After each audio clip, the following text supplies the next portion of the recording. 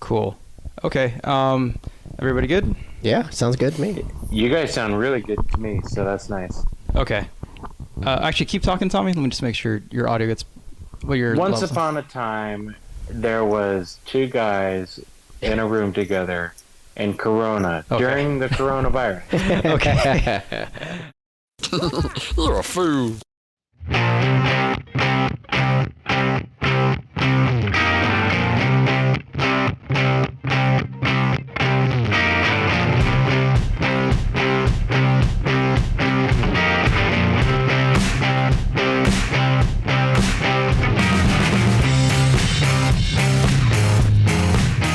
Welcome, everybody, to the Racing Foolz podcast, powered by Low Budget TV and brought to you by Crown Performance. I'm Charlie Sungtai, and joining me is Tommy Mason, and today we have our first motocross guest, Austin White. So welcome to the show, Austin. How you guys doing? So Motocross. Yeah. No circle track stuff today or drag racing. We're actually hitting the dirt today. So it's funny, we were actually trying to get Weech for the longest time, just didn't happen. So when it comes to moto, you're number one, Austin. Wow, that feels good. For you folks who might not know Austin, Austin is actually very familiar to the moto world in many facets of the sport. Raced and races still motocross? I don't race anymore. Okay, no. well, but raced motocross as an amateur? Amateur and pro.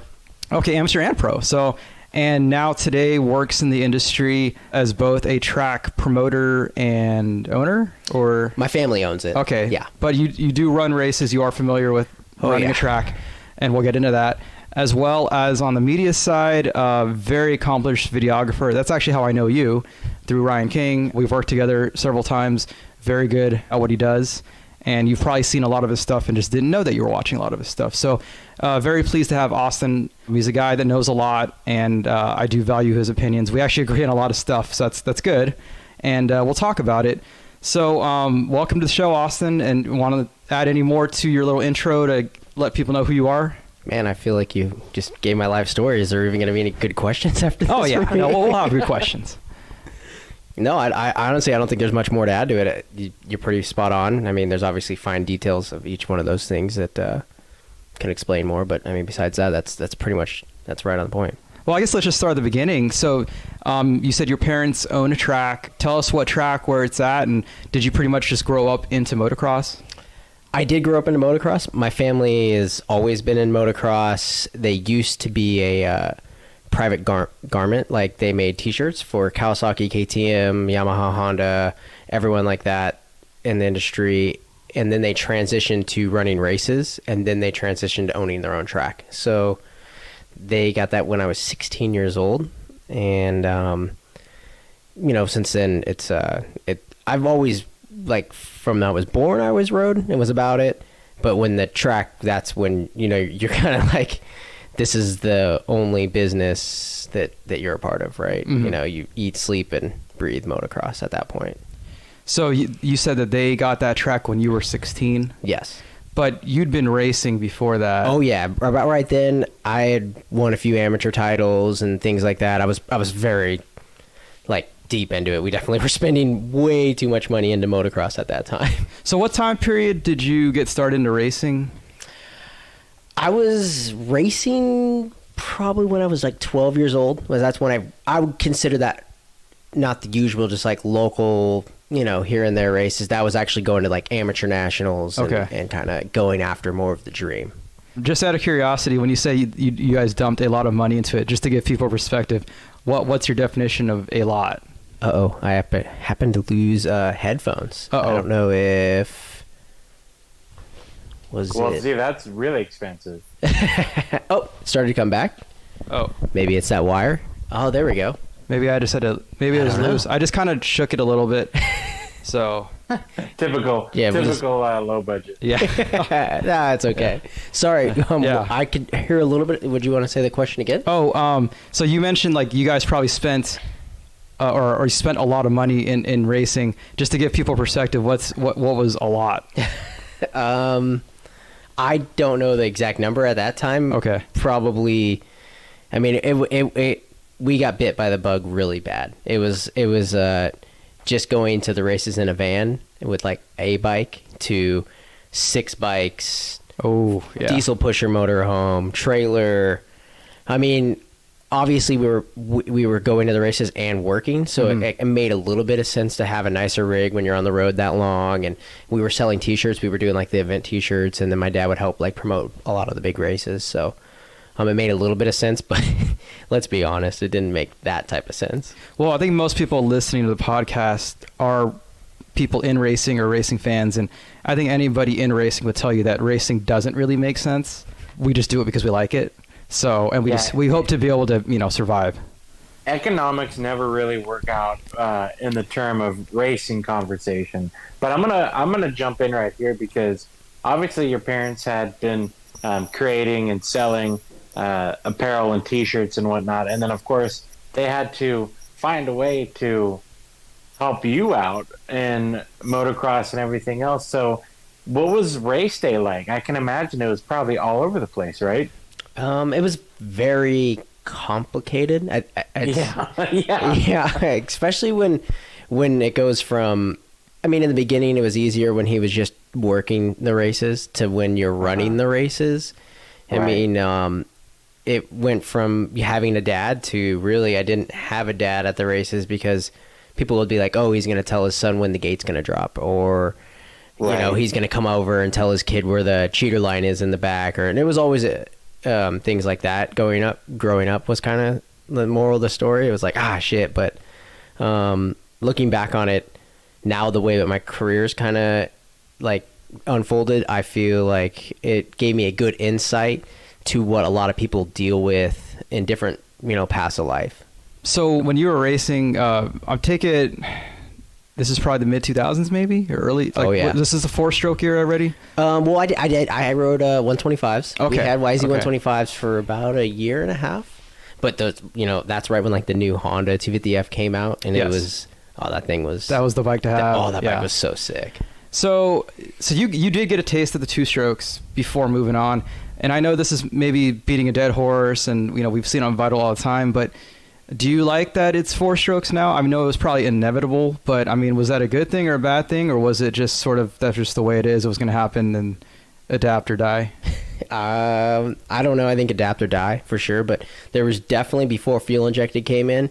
There was so many moments where you almost died on those things, and if I could take those back, of those moments of like where you had a bog, or who even knows, just the impact of something from a 4-stroke and it would just die. If I could take that back to where it is now, like the kids don't know how easy it is, right? Yeah. Like if we went to Lakewood and you had to rejet your carbon, that was like half the battle, and making for sure you had the right gas and it didn't boil. Or now it's pretty simple. You just show up and you race. Yeah. I mean, for at least for the most part. But that comes at a cost too, right? Financially. Oh yeah, for sure. So, and especially you want horsepower, it costs money. Yeah. Let's see. So I didn't have a questionnaire sheet. I was just gonna. We're just wing. We always wing it, So the thing is, like, even though we worked together for a while now, but like I'm learning all these things that I didn't know, and that was one reason that I wanted to do these, because it gives me a chance to learn about people that I know that I'm cool with, but it's like I get to know more about them. So that's kind of cool. And that was a lot of why I wanted to do this. And actually, you've been telling me for a long time that I should do this. You know what's here's something kind of crazy is someone that you work with, Ryan King. Now that I'm like really good friends with Ryan, looking back on results, we actually raced each other a lot when I would go to Texas. I know he didn't leave as much and stuff, but it's kind of funny to like look at the results and to know that one of your best friends now that you weren't even friends then, but yet it's like we all hung out in the same neighborhood but never knew each other or something. It's really weird to look back on that. So you knew each other at the time? No, I did not know him at all. It wasn't until we both started more of our like video career that we met each other.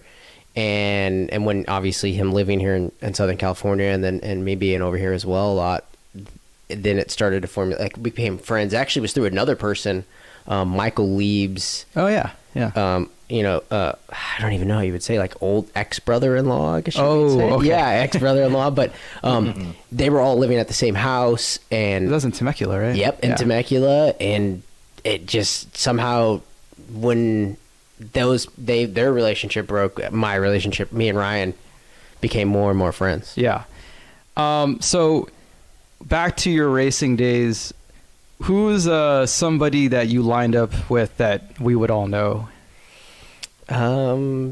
Trey Kennard, Matt Lemoyne, Weston Pike, who I just was filming with today. Yeah. How's he doing? He's good. He's definitely. I mean, he's getting a little weight on there. Well, that's retirement if you're not racing anymore. Definitely So. retirement's hitting there. I asked him to do 5 laps today just for the drone footage, and he was like, "So you mean 3?" And I was like, no, 5. And he's like, "So you mean 2?" I mean, you never would have to ask, like, back in the day, that from someone like that. So Yeah. but yeah, he seems like he's great, and it sounds like he's got new ventures and getting on with life. So yeah. So when you had to race against those guys, I mean, how was that? Because I know, so I don't race motorcycles anymore, but I've been on a racetrack with other guys that were pros, and it was a reality check for me. Like, yeah, you should probably do something else with your life. So what was it like for you? Because I'm sure you were better at racing motorcycles than I was. I would say I never really, honestly, like, those guys were really fast, but there was only moments where it was like 1 or 2 of them, right? And like Alessi or something like that, and they would win. You get second or third or whatever it'd be, and you'd be like, "Oh, okay," and then just chalk it up and go to the next day. But you never actually looked at the times of how much faster they were, and this might have been me because my program wasn't very tight and like knowing these type of things.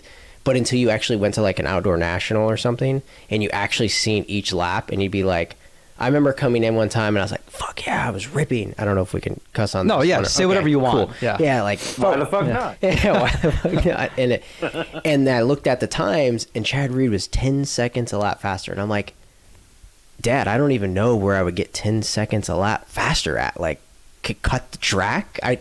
Like, that's embarrassing. Like, I don't even what."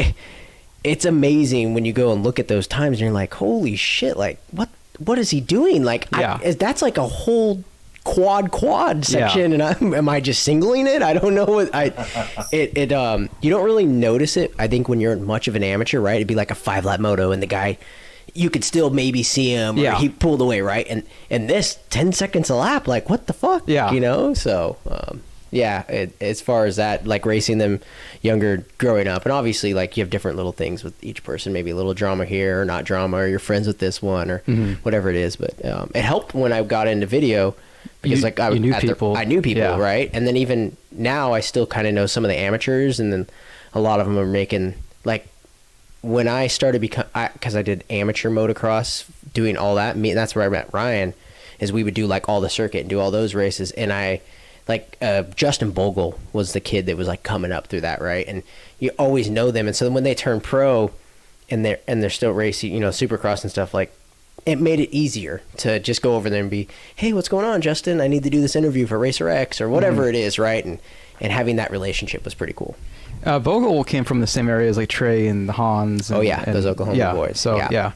So were you? The answer is probably no, but were you lucky enough to avoid a lot of injuries, or no way? Oh, okay, yeah. So that's just inevitable, right? Yeah, it's like, and I think that's one of the biggest aspects to motocross. What shapes people to being better riders than others. If you look back on stuff, James Stewart never really got hurt until basically, what was that Vegas one where he broke his collarbone? Was it the one where he ragdolled in front of the pit? Where he I don't know if he missed a shift. It was like off that triple and ragdog right past the mechanics area. Yep.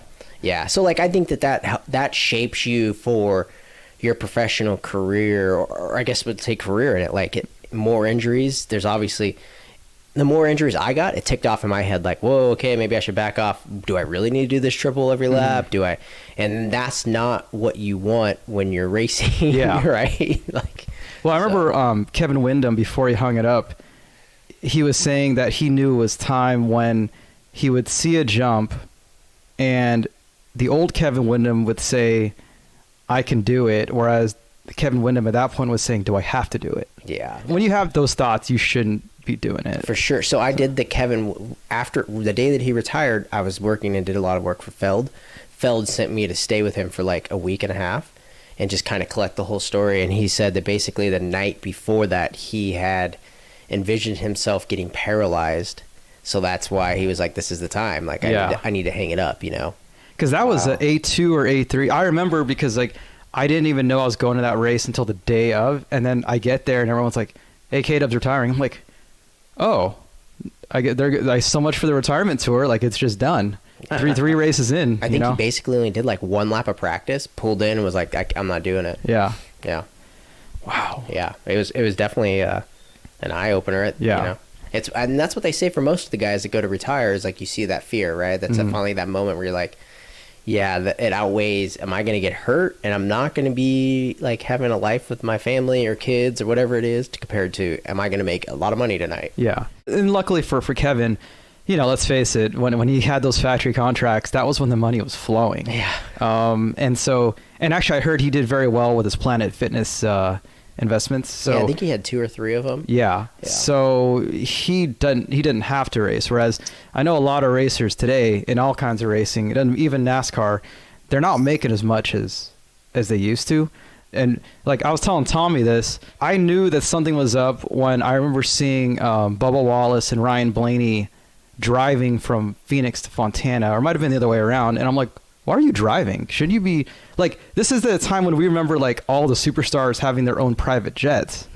And like, why are you guys driving? And it's like, okay, the economic landscape is a lot different now. Maybe, I think a little bit of that. And then like, I think people judge people that are privately flying in or flying in a helicopter into the track or whatever the case is. But right? I mean, do you remember when like Barsha and Roxon had their little, back and forth, and then Not even them. Like, oh, are you talking about that? Well, like, what color Audi am I going to have today? And then like Reed and Stewie were joking. Remember when we used to say who was going to get their flight chartered out first? You know, like it's a lot different now. Even the main guys that are making money, but I don't think it was like Jeremy McGrath money.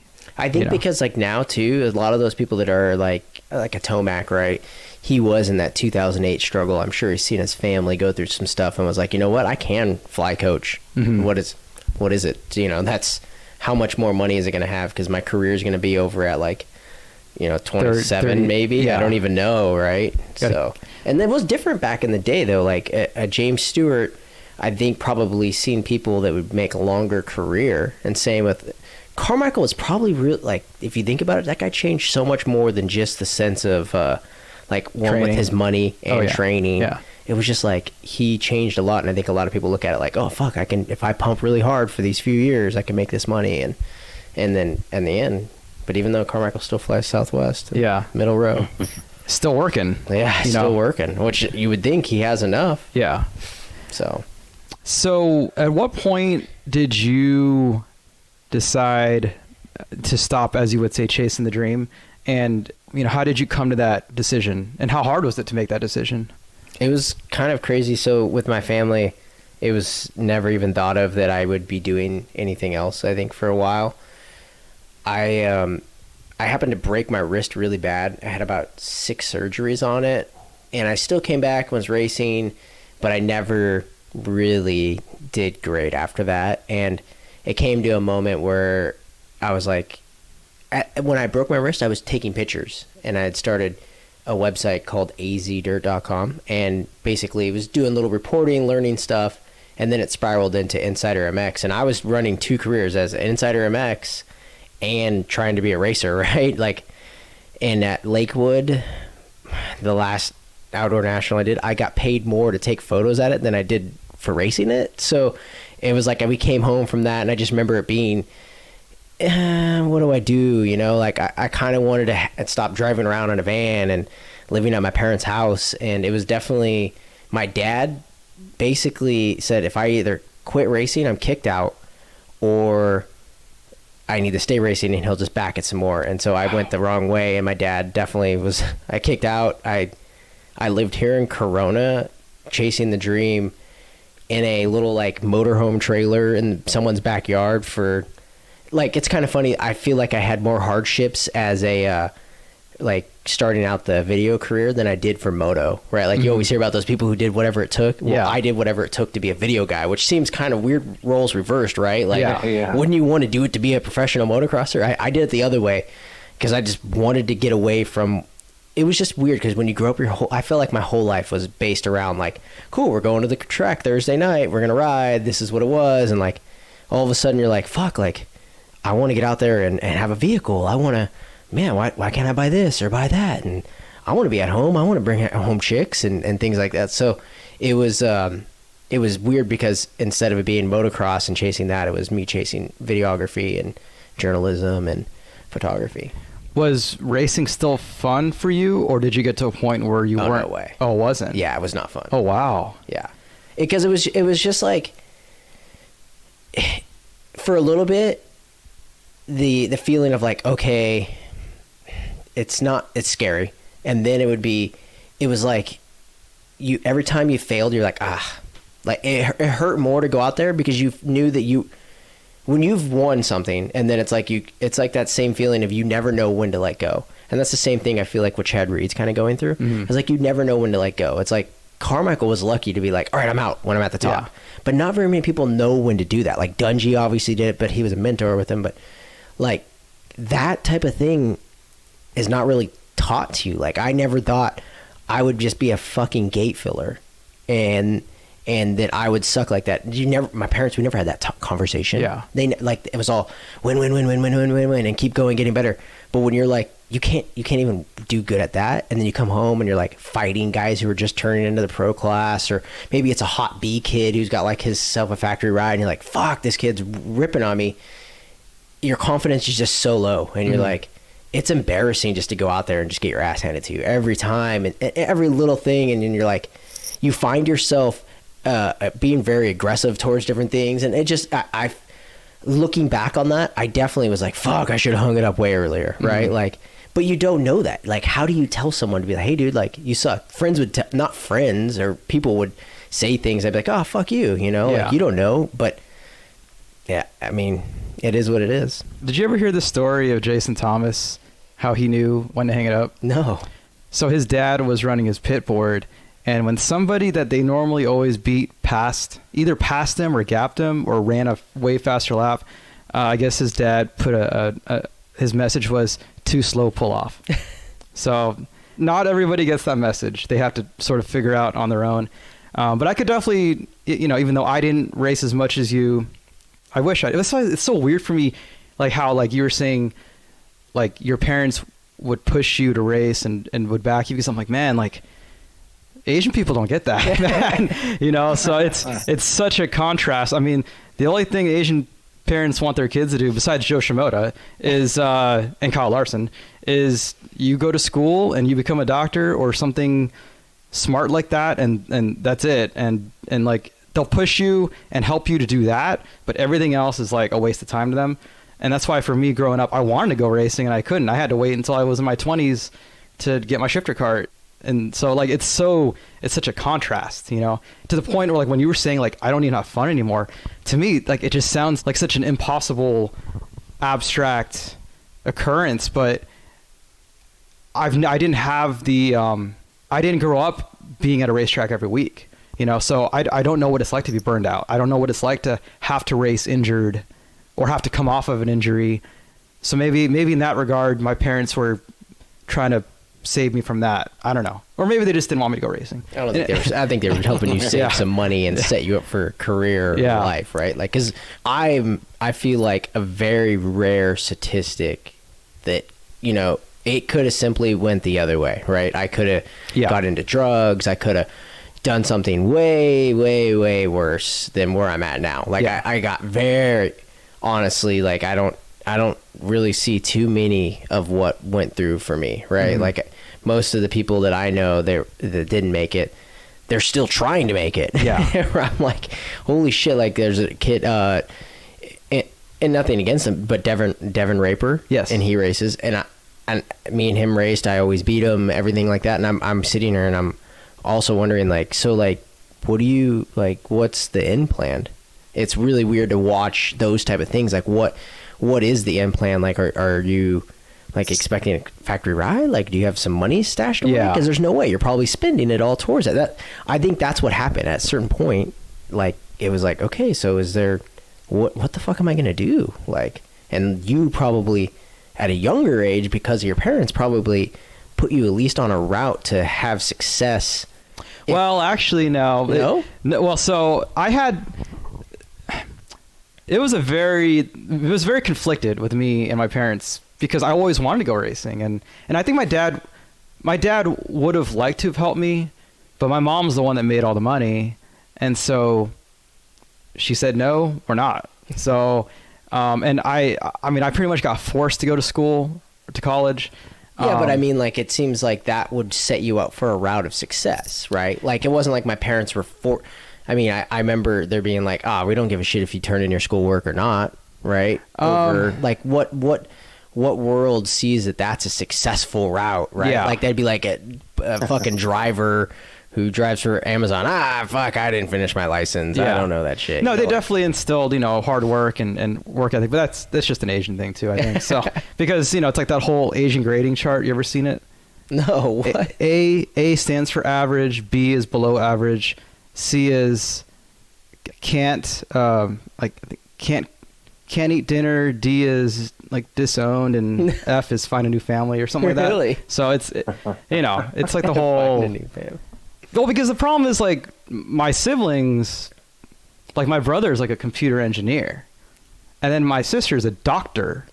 So it's like, what's Charlie? Like, like, how do you follow that up? Now, thank God my sister made it, because if she didn't make it as a doctor, all that pressure would have gone to me. There's no way in hell that was going to happen. So after she made it, it was like, okay, whatever Charlie does now, it's kind of a bonus. And luckily, I think your parents are definitely proud that you're on the Racing Foolz podcast. I mean, that's an achievement in itself. Who knew, right? Who knew? Yeah. So, but so the videographer career, was that by accident, or was that something that you always wanted to do? No, that was definitely accident. For Okay. Sure. Yeah. I mean, I've always been kind of artsy, and I did photo and video and just back and forth, and it just video. It's kind of weird because I came in at the right time for video. Like, back in the day, it was just film, or it was a lot more work to get done to a final product, and now I came in right when the 7D and 5D were hot, and the 7D was one of my like first really good cameras, and I think that was one of the huge reasons why I became a videographer. Like, it was so easy and accessible, and like using your computer and being artsy, and not that many people did it, right? Looking back on it, fuck, why did I do that? Why didn't I just stay photo? Like, photo guys have it so much easier, like, have to carry half the equipment. They're not just like making gimbals for these fuckers every week that you have to buy, or everyone needs a drone and everyone needs this or car rig, and it just never ends, it seems like, in video. But in photo, it's like, fuck, you spend 40 grand, you own every single lens there is, you have the best camera, and you're done. Yeah. Like, in video, that's a joke. Well, I guess I've been to a few amateur races, and I've always been impressed that there's a photo crew that have their printing trailer that they sell out of too. So I'm not sure photos exactly that easy and compact, but I get what you're saying for sure. Yeah, I'm those guys who do that and take the photo there, like wow. I mean, like, get it done. And they figured it out. Yeah, maybe. I mean, I don't know. I also feel bad, like, maybe it rips the artist out of them a little bit, right? Like, because they have to make for sure, instead of having these cool photos, they have to make for sure they have a photo of everyone, Yes. right? And I mean, maybe not that route as much, but like the fact is, like, obviously most photo guys now are partially, I feel like, journalism. Like, they have to have some of that so they understand it to tell a story at the end. Like, they're not just out there snapping photos of meaningless stuff. But like a photo guy, Garth Milan, great example. Guy's a legend.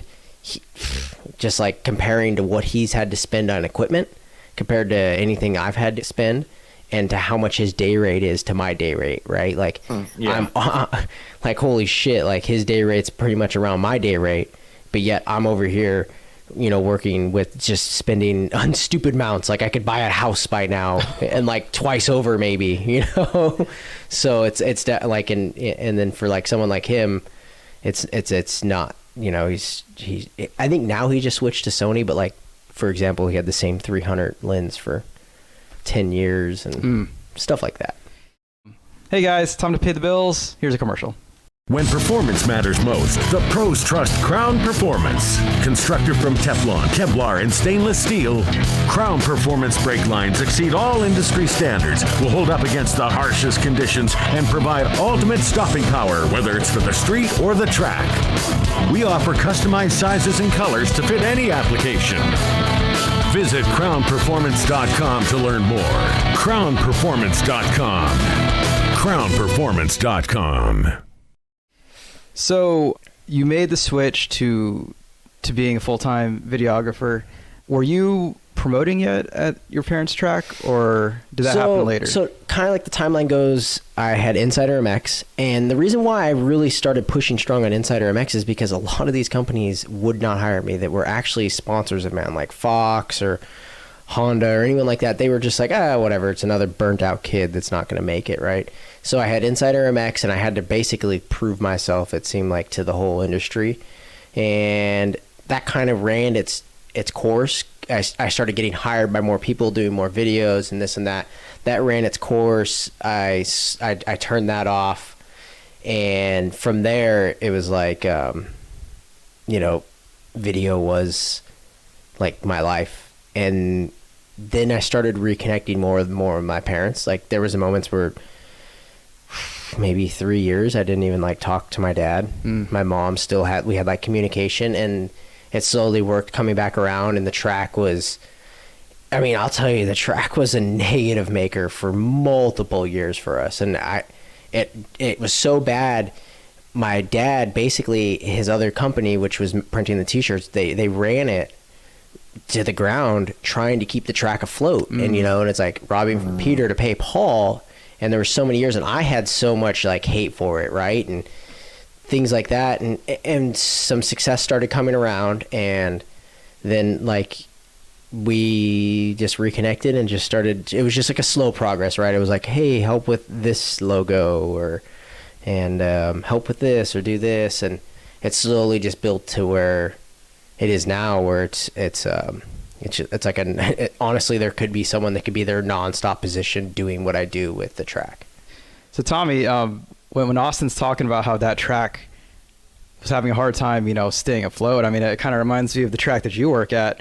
Obviously that was for different reasons, but do you think there's any similarities there as far as like things that people don't know as far as what goes into running a track? Well, there's so many things that are involved. People like to think that promoters of any kind, owners, promoters, they just open the gates and tell everybody when, and everybody rolls in, pays their entry fee, goes out on track for 8 hours, and then they load up and go to in and out. No, that's not how it works. There is so many bills, the insurance, the lights, if there is any, the operational costs, concessions. We can nickel and dime everything down, and over at Irwindale Speedway has to be one of the, and this is actually going to lead into a question that I have for Austin, Irwindale is one of the most expensive tracks to operate and host events at because of its cost being in LA. That's why there's only one track in Los Angeles County, and that's Irwindale Speedway. Everybody who's run that place has figured it out that it's a tough moneymaker, but if you get the right people in place, that I believe there isn't now, then they can work all the bugs and kinks and get it to where it at least is in the black. And where I'm going to go with this question for Austin is, and I don't know where this is going to fit in the podcast, but take a short track, oval track, for instance, dirt, pavement, don't matter, compared to an MX facility. Is there anything that the oval track Friday and Saturday night racers can learn from the MX facilities where, oval tracks, they need to host events every weekend to stay afloat. Whereas MX tracks, you guys, in my eyesight, and this is where I could be wrong, but you say, here's a track day. Come in, pay your entry fee, run for X amount of hours, and go home. Is there anything that hosting events weekly versus track days, anything that those circle track people can learn from? I don't fully know, because I'm sure circle track and anything that has to do with any other sport besides motocross at a facility, it all operates different. Like I know in Southern California, no one that owns the tracks kind of puts on races. It's usually a separate promoter, and then the people that own the track. For us, we own the track and we put on our own races, Right. Because we realize that like there's, and I think there it's scattered because that's how it is for motocross across the country. Everyone's kind of, they got their own program. Some do it the same way, some don't. But we figured out very quickly that there's no fucking money putting on races unless you're putting the race on. Like, Yep. But I mean, that's where I was able to come back in with my family, and I could help promote and like understand that like, hey, we need to be on Facebook, we need to have an Instagram, we need to have great looking stuff to be good, right? Like, and that's what I was able to see. But dude, I honestly don't know. Like, it's kind of funny because a lot of us in motocross were like, fuck, we need it like how cars have it, or how sport bikes have it, where you got to pay for $50 a day or something to go and ride, right? Or drive. And we're sitting over here, motocross guys, we're like, how the fuck do we go to $30 a day to ride, you know?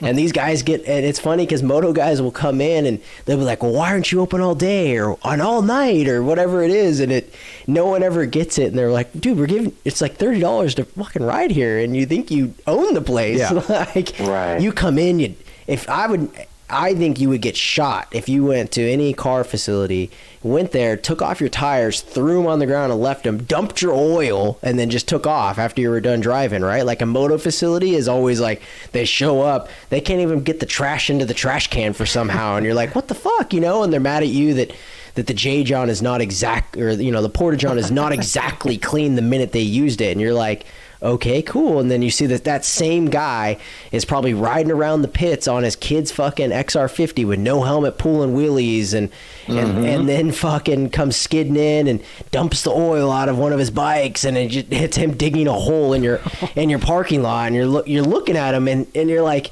fuck, man, like maybe I should go to your front yard and just fuck it up like this, right? And it's kind of weird. Yeah. Meanwhile, the owner of the place who got there at 5:30 in the morning, maybe even earlier, to unlock the gates just so he can go start prepping the track, is the one who's also selling the sandwiches and the chips, and will be the last one to lock the gate as they leave, probably around 10 p.m. at night, even though practice was over 3 hours before the track day. Yeah. I mean, it's kind of funny because, like Carmichael said a long time ago to people that race, and he says, look, people want to win, but no one really wants to win. And I almost think, you know, old track owners or anyone that owns a track that's successful has that motto. And what Carmichael meant is like how far are you willing to go to win? And like, that's the amount of hard work of anyone that owns a facility or runs a facility that is successful is like, we're willing to fucking, you know, stay open in the shitty times. We're willing to, you know, we're all right, I guess we got to fucking serve food. You know, we're willing to take those hits of like, okay, cool. It cost us $5,000 to put on this race, but we only made $2,000 from it. Right. You know, we're willing to sacrifice and keep going through those type of hardships. It's funny you say $30 because I think back to when I was doing track days on my sport bike. If I wanted to run a Fontana with fast track, that's almost $300, dude. So, see, like, we're fucking Jesus, up in moto. Yeah, we are like fucking up. Yeah. We don't know how good we have it. Like, honestly, it's kind of funny. The moto guys are the most.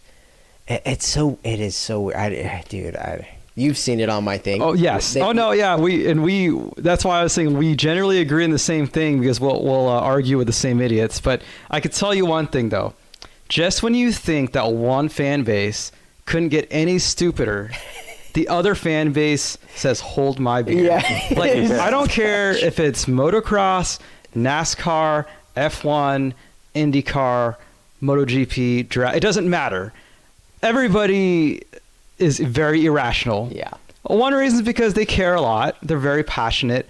But, I mean, guys, like, let's be a little bit more rational. Like, okay. So, after Zach Osborne got hurt this year. Yeah.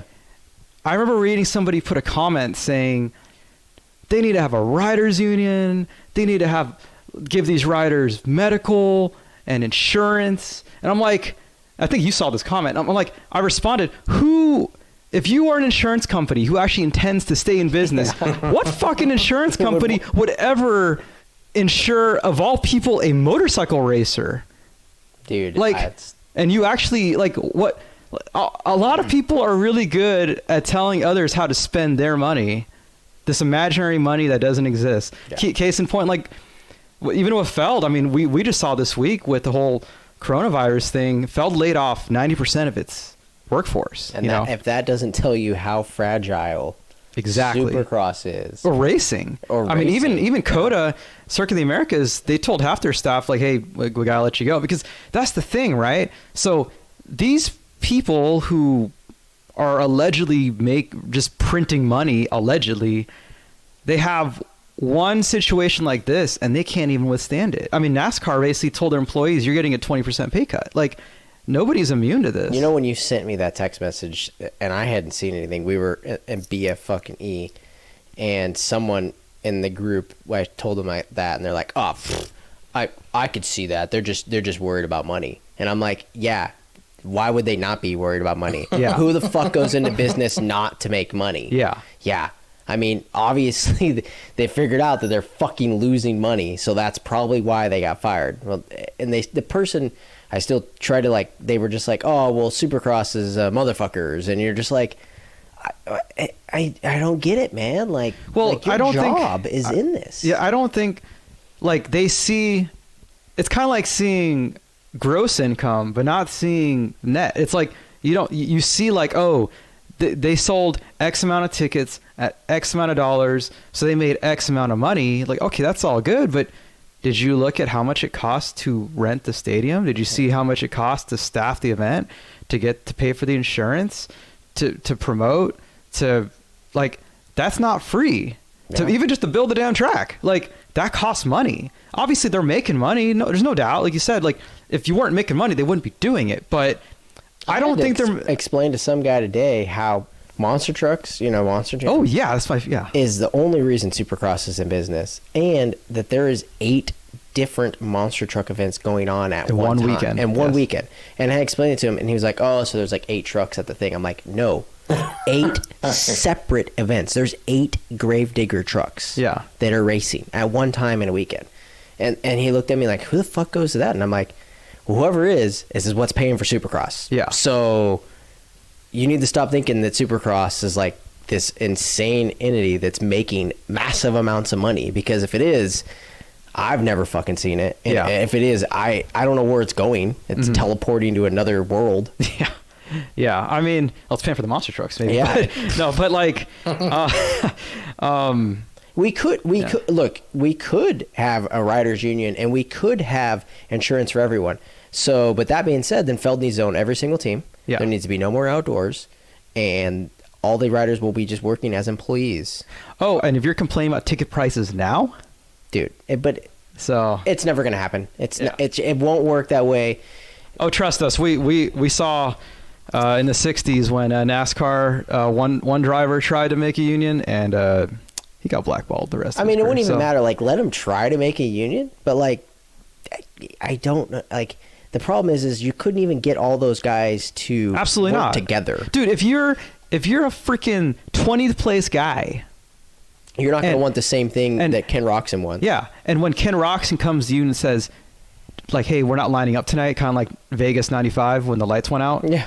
Like, and like, so I remember when, like, McGrath was like, hey, are you guys aren't racing, right? Like, no. And then fucking Emmett goes out and wins his first race. It's like, dude, like, if you're a 20th place guy and the first 19 guys all quit, you're taking the gate and you're winning that race. Like, like, it's, I'm sorry, man, but that's just the way it is, because everybody's fought so hard to get to where they are that they're not going to give up everything that they worked, for something that might help them, but maybe wouldn't. And it wouldn't really help them as much as it would help other people probably. So, no, that's just not going to happen. Yeah. So it's kind of funny, because I was talking with a few people with this whole virus going on, and how fragile, like, these people don't understand how fragile the whole racing side of this industry is and like how this virus could probably, like, it's going to shape some things if you think about it.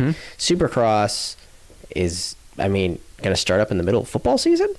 Maybe. Yeah, exactly. So what does that even mean? If it could start up in football season, so what stadiums? We're going to baseball stadiums? Like, Yeah. I'm just trying to, you know what I'm saying? And like, so trying to figure that out. Like, so we're going to baseball stadiums in the winter when it's snowing? And the You other know, thing, the other thing too, so Supercross has always had a good TV wise because they run from January to May, and whoever is carrying the race, which used to be Fox Sports 1, now it's NBC, they need programming on a Saturday night. Now, if you're going to run during football season, you really think that who the fuck are you? Yeah, you really think that they're going to pick Supercross over college football? They own a day of the week. Yes. It's a 3-hour block. Yeah. You know, like they got bumped for a dog show before. You're not bumping college football. I mean, like, football owns a day of the week. Oh yeah. You know what I mean? Like, that's what I'm trying. I'm like, it's funny how many people I've said this to, and like explained to them. I'm like, well, look, like the Coombs are definitely going to be hurting as well. So like, you can't have qualifiers to have Lorettas. How are you going to have Lorettas? That's a huge moneymaker for them. They can't have GNCCs because everything's canceled. So they're going to just run those in the dog heat of summer, and then they're going to also run their outdoors when they're just going to win against Supercross. Who's going to do what? There's only so many days in the year, and I was like, you guys, it's pretty fragile right now. Like, realistically, like Supercross and Feld could just be like, you know what?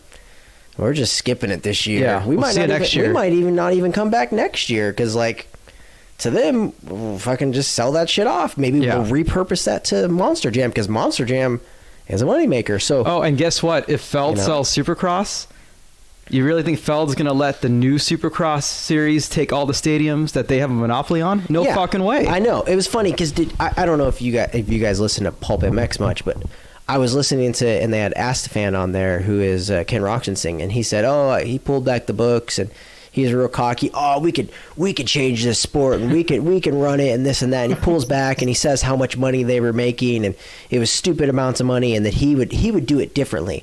And I just literally was like, shut the fuck up, because dude, you're gonna run these races and get what stadium? Where are you gonna get this dirt from and all these things? You've seen the numbers of a company that had it as a side project for what they were making, like monster trucks, and making real fucking money, and then you think that's gonna happen? There's a reason why Arena Cross doesn't fucking run anymore. Yeah, because there was no money in it. And that's the reality, is like every time I try to have these conversations and sit these people down that think that the Supercross is the devil and they're just making so much money. And I'm like, how would you like to be fucking Feld right now with Supercross? No money. They had to lay off 90% of their staff and no one's making money. So you think, like, you know, all that money that they knew that they were making, right? Let's just say these last 2 years was great money, right? Because I know a few years ago they weren't making as much. Now they're making great money. People are like, oh, the riders need to get paid more and this and that. Bam, all of a sudden this hits. They're like, thank God we didn't change the pro purse because we saved some fucking money for ourselves to at least maybe make us to next year. Yeah. Right? Like, and that's part of business that I think a lot of people in a lot of industries never see, right? They're just like, give me my paycheck, give me my paycheck, and just keep going on. And they never see the side of it like, well, you know, we fucking did a shitty year. It's not like you all are taking it easy. I'm eating fucking ham sandwich at home, but you guys can still fucking go out to eat, you know, like, but that's something that no one's ever looked back on Feld or anyone that's ran Supercross and kind of seen that, like, hey, like, they are out there taking bullets for you, like, and maybe we should commend them a little bit for going out there and doing that. Because, like, do you recall, so I was in I was in high school when this almost happened, the almost split Supercross? Yes. And we looked at the alternate series schedule with Jam Sports and AMA, and we're looking at their stadiums because they were definitely not getting any of the Feld Stadium. Well, back then it was like Pace, I think. Pace, yeah. But like, you weren't going to get any of the Pace stadiums, and I was like, yeah, I don't know if this is going to work. And finally they came to their senses, because if IndyCar couldn't even have a successful split, no fucking way is Supercross going to have a successful split, you know? So that would have been a train wreck.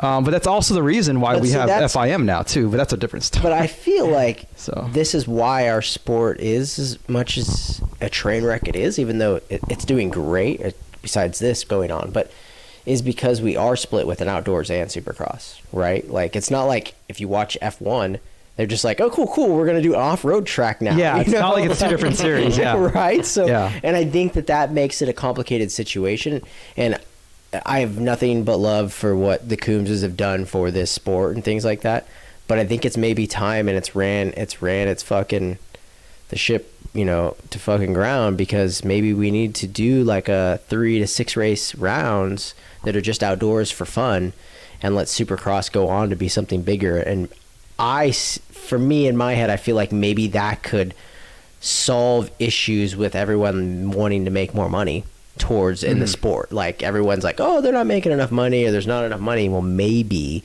that will make TV better. It'll be stronger. I don't know. This is just a little bit of like... But that could come at the cost of your core fans, right? And, you know, so me and Tommy, we follow a lot of NASCAR, and we witnessed the last 15 years what happens when you make decisions that go against what your core likes to try to chase the new fan. And it could be very detrimental as well. I mean, so look at Fox motocross brand. I mean, yeah, they were trying to make T-shirts that would go up mainstream Louis Vuitton. You know what I mean? Like, there's a reason why your company, your dad had to come take it back from you and fucking sell the company.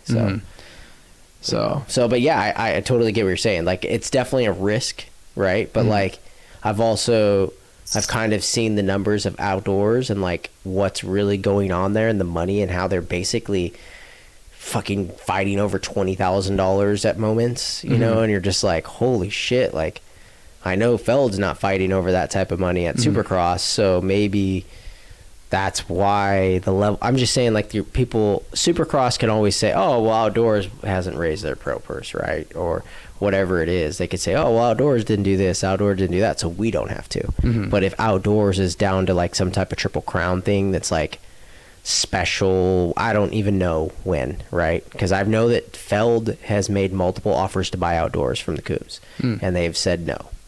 And I don't know, either, you know what I'm saying? One has to succeed to the other. As a fan, it's hard to, as a new fan, to come in and be like, oh, so now there's a whole nother thing, and it's outdoors, it's not inside the stadium, you know? It's a weird dynamic for people who are unfamiliar, for sure. And then I think it's also like, we're wearing the fuck out of these athletes, right? Yeah. Like, why wouldn't we have a 23-round Supercross series that's kind of a little bit more spread out? And, you know, maybe then we would see, like, if you watch the F1 show on Netflix. Drive to Survive? Yeah, Drive to Survive. Maybe that, you know what I'm saying? I'm just saying, like, there's more.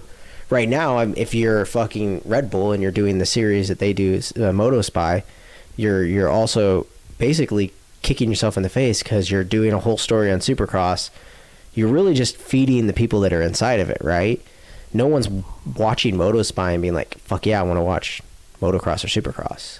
But people are watching Drive to Survive and being like, fuck yeah, I want to watch F1. Right? And it's not as that complicated. It's like, okay, we know the races at Monaco, this is where it's at, and this is what's going to happen. And Supercross, it's like, cool, we don't even get why they're in Washington outside right now.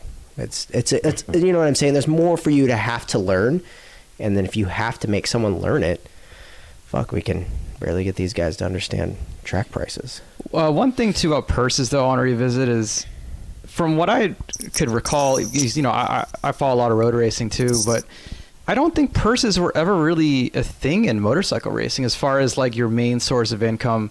Usually it's, you kind of live and die off of if you're a factory guy, your contract and your bonuses that are written into the contract. Because even like the Daytona 200, when it used to be a prestigious race, no offense to the people that run it now, but you know, when it used to be a big deal and all the factories were running at the AMA Superbike, the winner only got like 15 grand. And that was like your biggest race, you know? And that's why it was a big deal when the US Open came out, because it was 100 grand, I believe, for the US Open. And then now with the Monster Cup, if you sweep all 3 races, it's like $1 million. But generally it's speaking, still the same payout too, which is kind of crazy. Yeah. Which hasn't changed in 20 years. Yeah. So. I kind of have a little, I'm like a 50-50 on that, right? Like, I see how it could be better, but then I'm also like, you know, fucking, you know, MXGP for motocross doesn't have a pro purse each weekend. Yeah. You know, and you got to pay $1,500 just to get your license in that. You know, I mean, there's a weird dynamic, and I think that's always like, skipped upon, or maybe people in each of their industries always think that it's like so much better outside of their industry, right? You know, and it's kind of not sometimes. I mean, there's pros and cons for sure. There is, right? Like, I don't know. I mean, I don't know. At least you know Supercross every weekend is going to pay that, right? Like, so where else are you going to go? Yeah.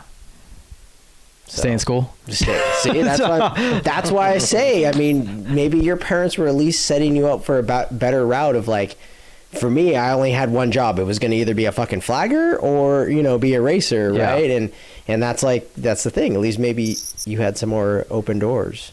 Yeah, well, it was just I didn't get to chase the dream.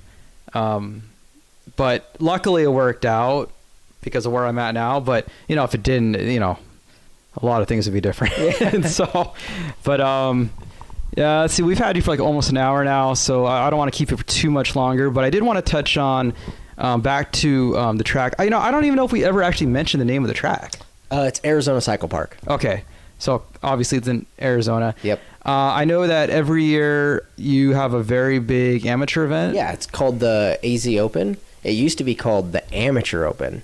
It's kind of complicated. It was, I don't know if you know who Irv Brown was.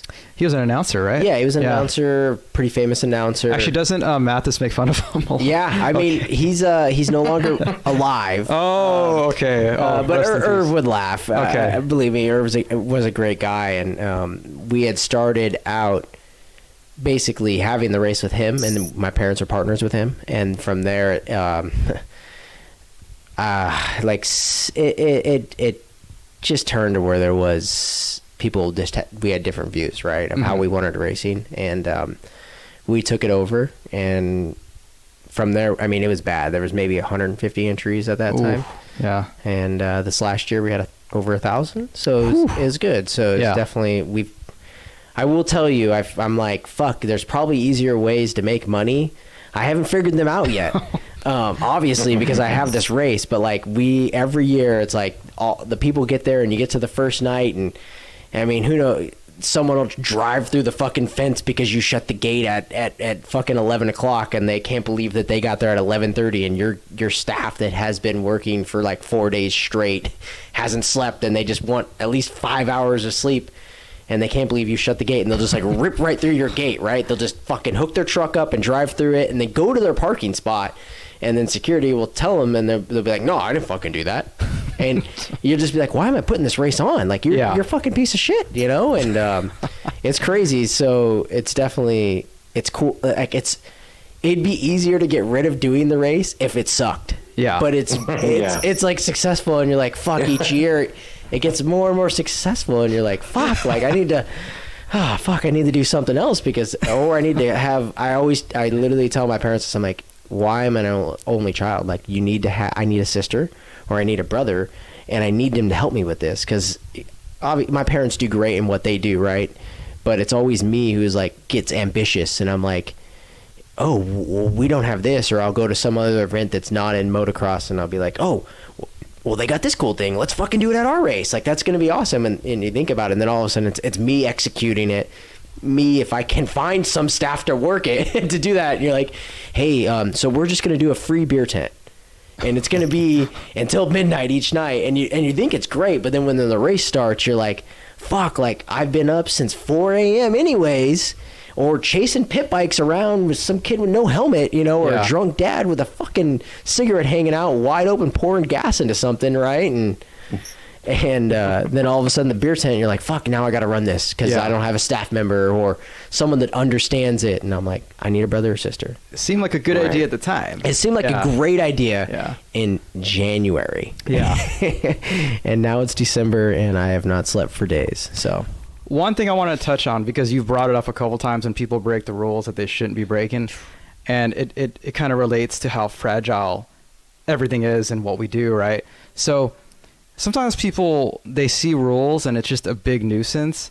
Let me tell you a story of when they did something they shouldn't have done, and it basically put that company out of business. So at Laguna Seca, which is one of the most famous road courses in the whole world, I don't even know the name of the company, but there was a track day company that held an event, and a guy went off course, his own mistake, and ran into some sandbags that had been placed because of a lot of rain, and he sued the track day company and the track because the sandbags were there. Now, he did not attend the riders meeting, which I've heard this story. Yeah, they told people, hey, there are sandbags off course, so be careful. So number one, he shouldn't have even gone off course. That was his mistake. And number two, if he had went to the riders meeting, he would have known. Yeah, he would have known.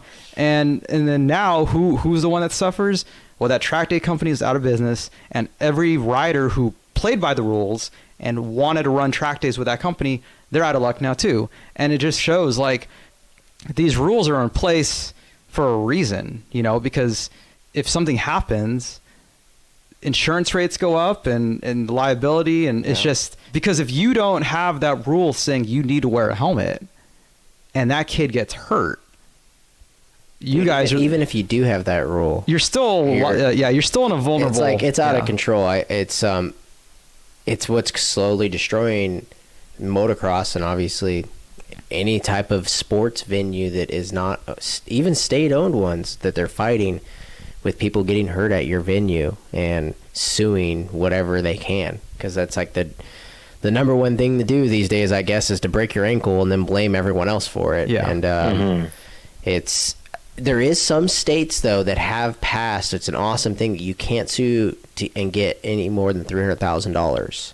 So at some tracks, I know, like in Pennsylvania, we have some friends that own a track there, and he was just telling us about how all sports venues, if someone is to get hurt, no matter what, and whatever, any way they can try to sue, no matter what, $300,000 is the limit. So it's just stopped massive amounts of lawsuits, because in other states it's just out of control. And the biggest and the hardest thing that people don't understand is people that are under 18 as a minor, and chasing that down, because it's let's say the family has a divorce and the dad took the kid out there. Well, the mom didn't sign the paper. You know, there's all these different legalities that could go into it, and it's insane that you didn't think that motocross was fucking dangerous, and you came there, and yet you fucking crashed and got hurt. That's what happens. Like, this is a dangerous sport, and it's weird, the responsibility level of people. And the bigger you are, like, the more lawsuits you have, and the more brunt of it. Like, you know, that's one thing why I say, like, Coombs have done great things, is they've taken many of lawsuits at, like, Loretta's and anything like that, because of people just fucking don't want to take responsibility anymore, I guess. I don't know. Yeah. So I didn't want to, like, kind of have a downer, but, like, I mean, I think it's sort of it's definitely a topic I wanted to bring to light. It's a good topic that should be talked about, because as much of a downer it is, it's the reality is, like, these people, and I tell them all the time, I'm like, hey man, you want cheaper prices, or you want this, or you want that? Well, stop fucking being stupid and suing for everything. Because that's the thing too. Like, let's say, you know, you have the lawsuit and somehow the business stays in business, but now their insurance rates go up. Guess who pays for it? Dude, there's all the riders. There's a motocross track in Arizona that is going through that same exact thing.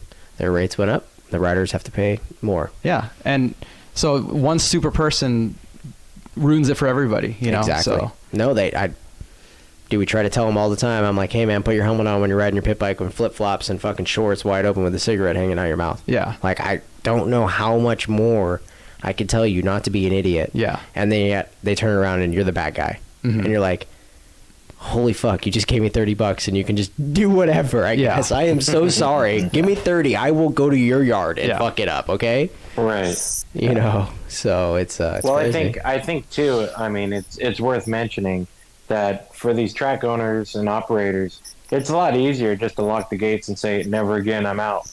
Because there's no stress involved anymore. Once you lock the gates and get rid of the stress that you had on a racetrack because of these people, then you can just go spectate. You can go to the bar on the weekends. You can go have fun. I'll get my weekends back. Yeah. Exactly. Right, exactly. But these people kind of just lose their minds because they think that, like you said, they signed the waiver and they've paid their thing, and it might be, you know, more of a hassle to put that helmet on to go across the pitch to the concession stands.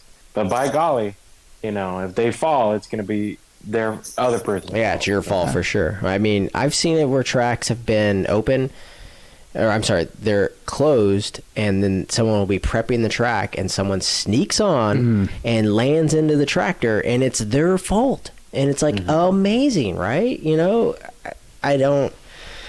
Oh, those things, believe me, keep me up at night for sure. Fuck, man, it's crazy. That people don't really actually know how close it's been. So our track is in a 60-foot pit that we've been close to being like, you know what? Fuck this. We're just gonna make it a dump, and just we could just make it a dump and put trash in there. And guess what? I don't have to worry about any fucking crazy dad, any fucking crazy mom, or someone doing stupid. I'll just drive my loader and dump the trash in there and make my money and go on with life. You'd make more money doing less work. Oh, so yeah, for sure. Yeah. I mean, and we might not even have to be open on weekends.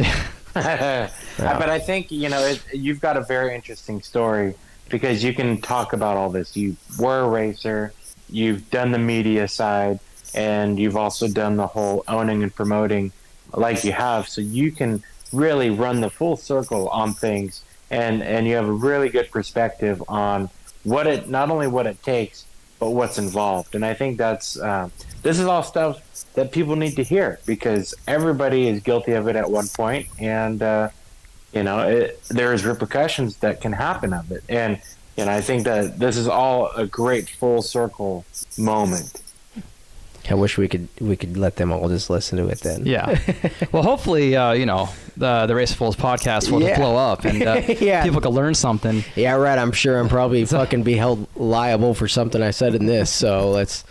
Oh, we'd be right there. That's okay. Yeah, we're taking us all down. So we'll close this by I do want to get your thoughts. Obviously, you know, we don't know what's going to happen with Supercross, but what are your thoughts on what's gone on so far up to this point? Obviously, Ricky Carmichael's stupid Daytona statement kind of was true until it wasn't. How he would always say the season doesn't start till Daytona, and we say it's the dumbest thing ever because usually it's a runaway, but this time they actually got into Daytona tied. So if it ends the way it does now, obviously we know where the champions are. Yeah, so. I mean, do you have any thoughts? Are any surprises? I personally, I'm surprised that Roczen has been able to kind of go toe to toe with Tomac.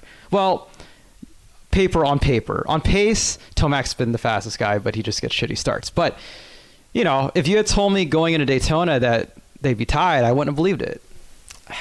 Yeah, I mean, I think, honestly, if anything, this is a big favor for Roczen. He can recharge the batteries. Because let's get real, like, if he had to keep going in this series, you're only going to get tired from Daytona on. Yeah. Right? You see a different animal, and that's usually when Tomac's, like, kicks up another gear. So I mean, I think they're probably either gonna have to like shorten it to like fucking 3 or 4 rounds, and they're gonna have to rent a stadium in Vegas or somewhere and do like a Thursday, Friday, Saturday, Sunday. Dude, just run 5 races at Anaheim. And just Dude, I mean, if California wasn't as locked down as it is, I'm sure that was fucking what was gonna happen. I mean, that's what I had heard that they were gonna do in Vegas. Yeah, but I mean, let's be honest, that's the only way it's going to have to end, right? Like, there's no way. What stadium are they going to go to? Let's go to the Coliseum. I guess, that's what I'm saying is they're going to have to call the season, right? Is it either going to be outdoors, Supercross? I don't know. I guess this is the mystery. Do you think Feld and the Coombs family would actually like get together and try to make something to work out for both sides, or do you think they have to? Because then you see that the schedule for outdoors was posted and then it got taken down and then reposted. The last I heard, Paula and Colorado were being moved to the end of the season, and then Hangtown was still up in the air. They already did that, so Hangtown's out. But I seen that I think it was like Thursday last week or something, or I went to go look, and the schedule was gone again. Like, they had posted it on Instagram, took it down, and then redid it. But, like, in that time frame that they have it, I'm just trying to figure out, like, so when does Supercross do it? Yeah. Then the same thing. What stadium? And so what's, like, what, I guess, so I guess the good question, the real question is, do we fucking call the factories and be like, all right, so we could just settle this series now, right? Yeah. And this is what it is. And how many of those how many of the main guys in the series would be like, fuck yeah. Everybody but Roxon. Probably. Everybody but probably what Honda and Yeah. Roxon right now, right? They're probably like, no, we need to go on. Yeah. So what do? Are you just held at the mercy of like, yep, okay, so we're gonna do the series. You just need to call Coombs and let them know that we need those dates. Yeah. I don't know.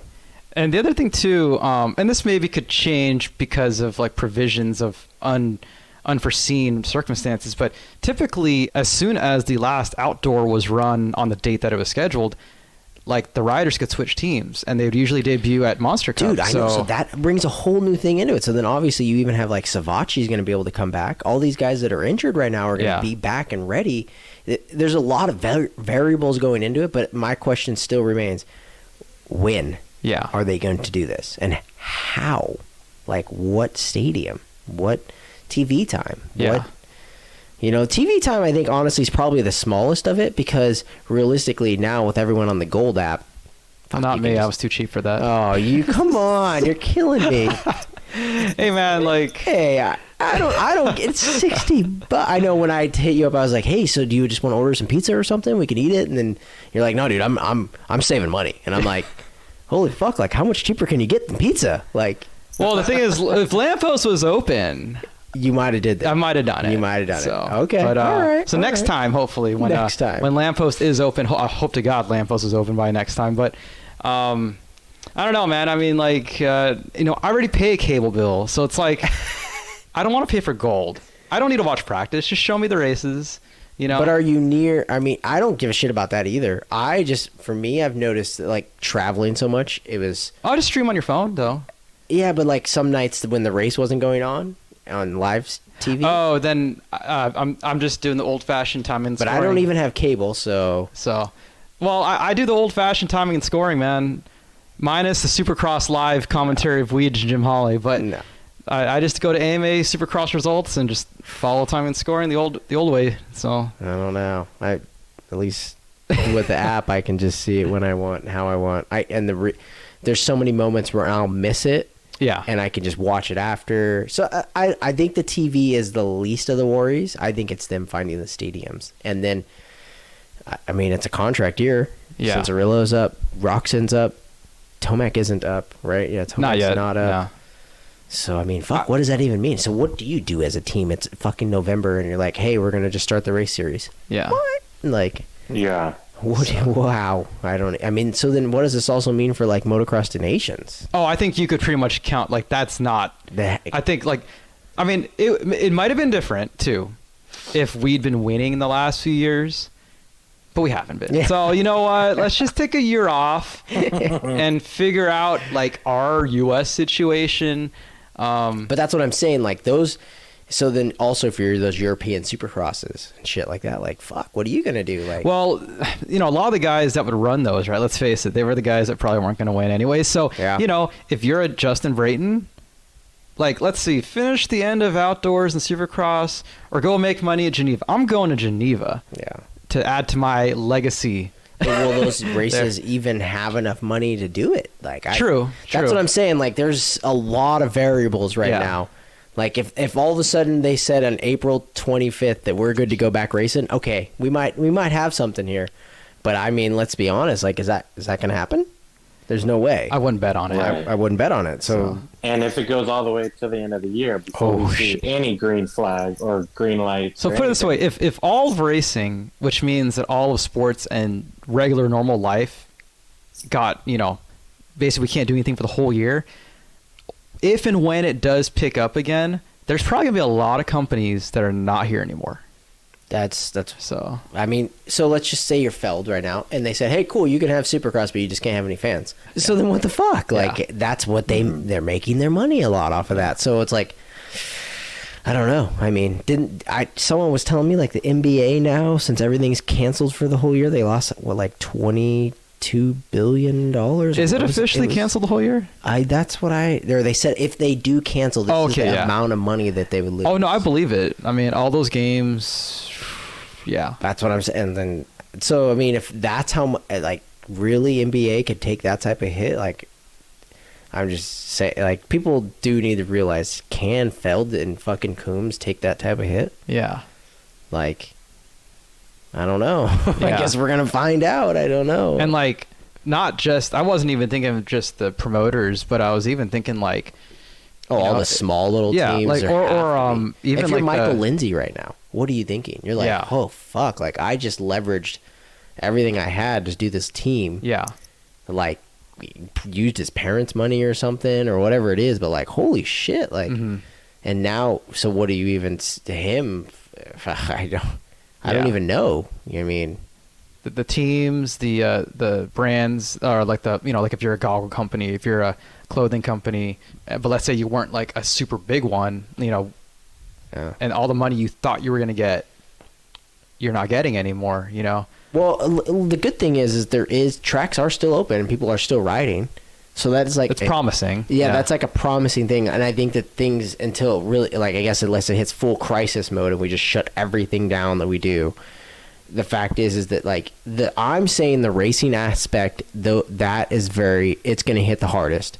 But like, and this is something that I've told, and this is, I think, is a big issue in the sport of motocross is that they're not investing back into the sport of motocross. Like Kawasaki needs to be sponsoring tracks and helping them to like have learn to rides or whatever it is.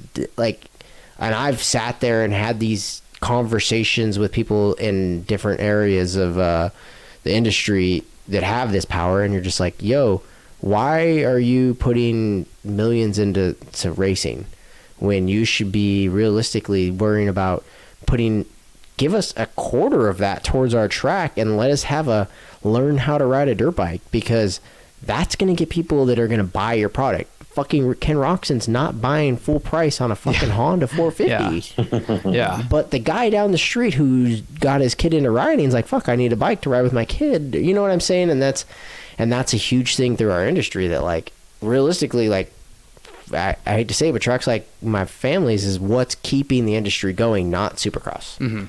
Like, Supercross is getting a fan, but the fan isn't probably going out and buying a brand new Honda 450. Yeah. Right? But the guy who comes out to our track and gets beat by a guy on a Honda 450 that weekend by all his vet friends is probably going to buy one, Yeah. There's more of a chance of him buying that than seeing, because Ken Roxon won a race. And I think that's the biggest issue inside the sport that is not seen, that needs to be seen. And that's why our sport is like, it's turning into like a little bit of NASCAR, right? Like where you just have teams, these guys that ride on them, and it's not like this, you can start on a 50 and make it all the way there, feeder system. So. Well said. Cool. I'm sure we went over the time. I'm sorry. Oh no, it's okay. I mean, no, this is all good, man. Yeah. No, we didn't have. It's more for you because it's like I live here, so yeah, I know. Like, I'm freaking moving. Like I know where you live. You live like near my hood. You got like an hour and a half drive. Yeah, I know. So, yeah. No, but do you got any other questions, Tommy? No, man. I mean, I've just been a fly on the wall because I'm just learning, and I got nothing. Cool. Well, thanks again, Austin, for joining us on the Racing Foolz podcast. We'll probably do some again. Like it's anytime we want to talk moto, and I'm sure when it picks back up, hopefully.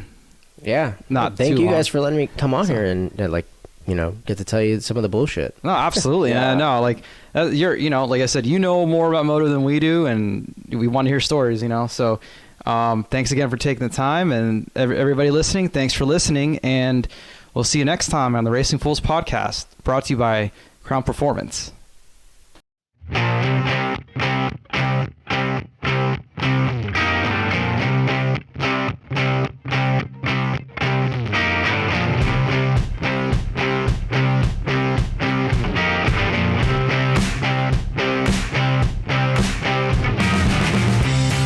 The Racing Foolz podcast is produced by TQ Media House in association with Low Budget TV. Special thanks goes out to Tommy and Jeffrey from Low Budget TV, Kellen McGuire for the free mic and mixer, and Ramon Ariola for helping create various show elements. Music is provided by RFM, royalty-free music in the YouTube audio library. If you like what you hear, give Low Budget TV a follow on Facebook, Instagram, and Twitter, and let us know what you think. We welcome all questions, comments, and ideas, and who knows, maybe your idea will be the next topic on the Racing Foolz podcast.